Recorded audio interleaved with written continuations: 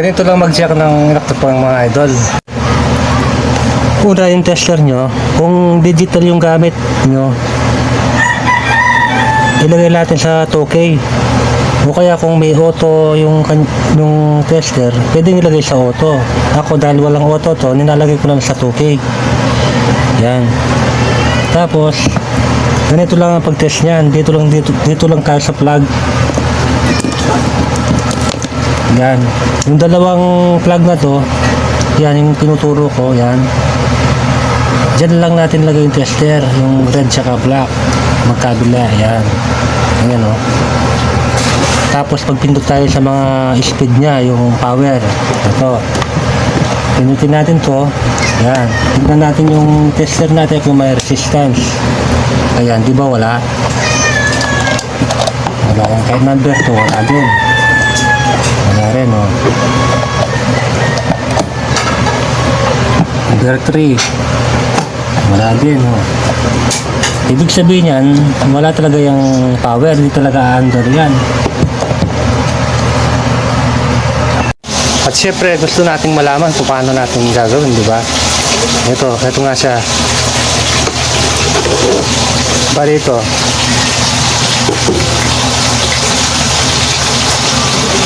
Dito kasi sa loob ng makina niya, makikita natin mga wire na yan na nakatali dito sa mismong winding ng motor. Yung isang common dyan, merong yung fuse nakabalot ng insulator, tapos nakatago siya. Yun ang titignan natin kung na-open na ba yung kanyang fuse. Ngayon, meron na akong madaling paraan na gagawin yan para hindi na natin kalasin dito. Pwede tayong mag-direct. Sa akin okay lang kasi mag-direct eh. Kaya yun lang ang gagawin ko dito. Kasi masaya lang kasi to pag lalo na kung baguhan ka. Kapag once na ginals mo to, mabigat yung kamay mo, pwede mong mahila yung mga wire na yan, yung mga wire na yan. Pag naputol yan kasi, mahirap nang idikit. Lalo na kung nagsisimula ka palang gumawa ng electric fan, mas mabuti, mas madaling paraan na para mapaandar natin uli yan. Dito. Yun na lang siguro yung tuturo ko sa inyo yung paano mag-direct. Pwede naman patad nung ano yan, yung kanyang fuse kung gusto nyo. Nasa inyo yan kung marunong ka nang magbaklas yan. Ako, tuturo ko lang sa inyo kung paano mag-direct. Dito lang tayo titingin. Unang-una, hanapin natin yung common ng ating electric fan. Punta tayo dito sa kanyang switch. Dito yung mga switch na yan. Yan. Buksan natin yan para makita natin kung nasan yung kanyang common para makasigurado kayo. Ito lang yan. Paklasin muna natin ito. Ayan. Ito yung pinaka-switch niya, no? Pinaka-switch yan. Ito yung sa power cord eh, yung sa plug. Ayan, no? Yung isa dyan nakalagay sa speed button. Yan, ito. Yung isa namang nakaiwalay, ito, yung nakaiwalay ito. Ito, yung nakaiwalay na yan. May sariling production na isang wire. Ayan. Yun yung pinaka-common niya. Yung susundin natin, ayan yung may dinaanan na fuse. Ito para yung tuturo ko sa inyo mag-direct. Ganito lang. Di ba ito yung common? Tignan natin yung kulay ng common. Ito, di ba black yan? Yung papunta ng motor. Papasok ng motor. Ito tandaan natin ang kulay. Tandaan natin yung kulay na. Kulay black ha. Dito tayo magda-direct. Tayo muna natin.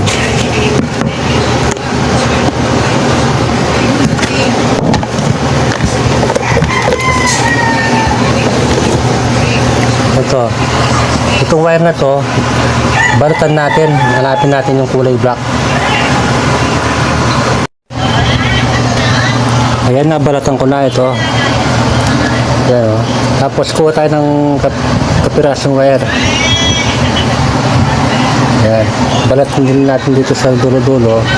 Itugtong natin dito.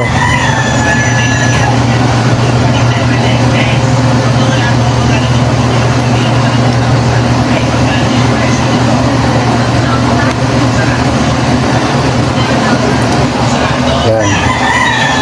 Nakadugtong na yan. Tapos tapean natin.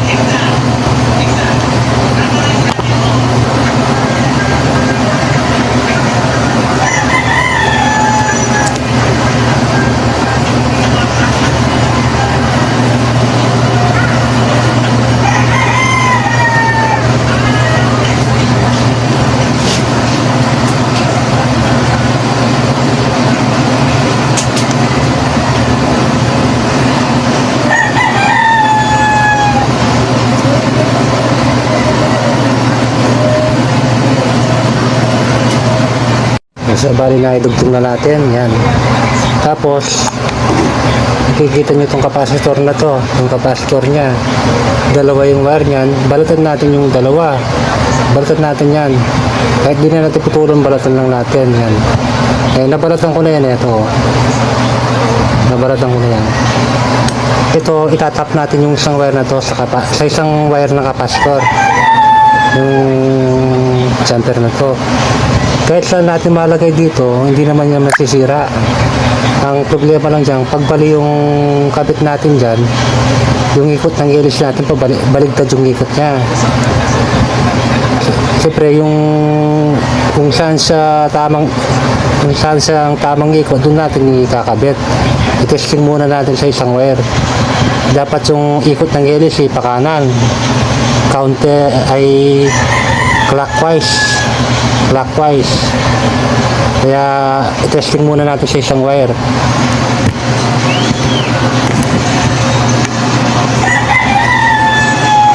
Try muna natin dito.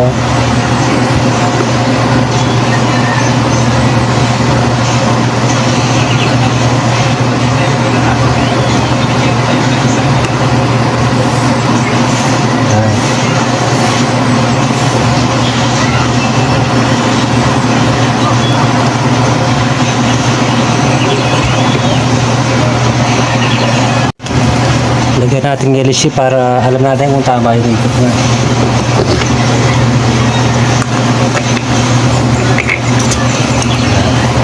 Tapos power on na natin. Muna natin ito.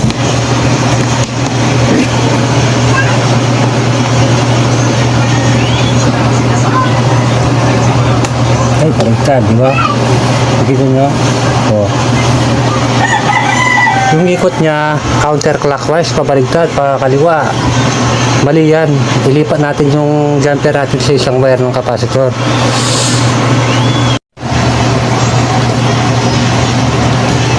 Yan.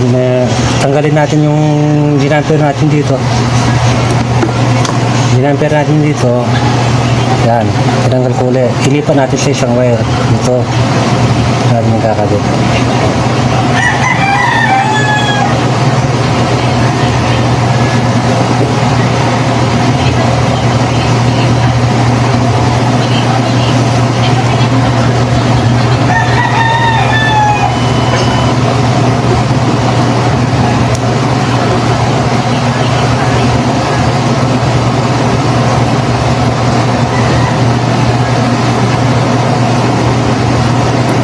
Try muna natin.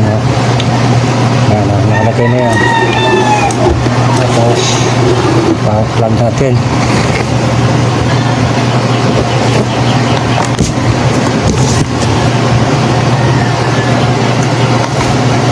Power. Yan, diba? Pakanan na.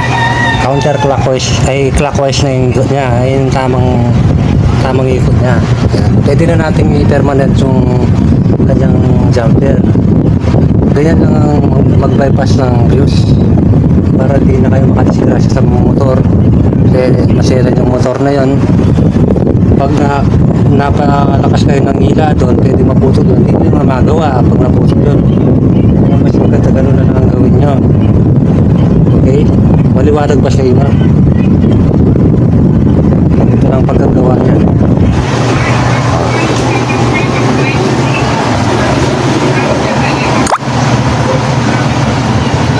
kinuha natin yung common, yung black, nakita natin yung common niya black, sinundan natin yun, nagbalat tayo dito, kinuha natin yung kulay black, pinutol natin, dinugtungan natin ng wire, saka natin dito ginamper sa kanyang capacitor. Okay, sana maliwanag sa inyo. Huwag nyo man sanang kalimutan mag-subscribe. Kailangan natin ng 1,000 subscriber.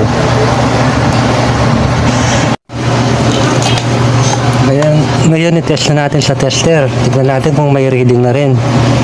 Ayan, nakatukay yan ha. Kasi di naman auto yan eh. Nakatukay tayo. Ayan. Kamukha na ginawa natin kanina. Yung dalawang to, i-test natin. Dalawa. Tapos on natin. Ayan. Di ba meron na? Tapos yata yung meron na. Meron ng reading. Meron na siyang reading. Kanina wala yan. Number 2. Iba-iba yung resistance yan. Number 3, pinakamababa yung resistance. Ayan o. Diba? Ayos.